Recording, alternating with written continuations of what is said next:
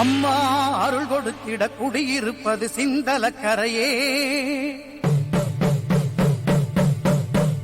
அம்மா உனை நினைத்திட தினம் துதித்திட இனி இல்லை குறையே.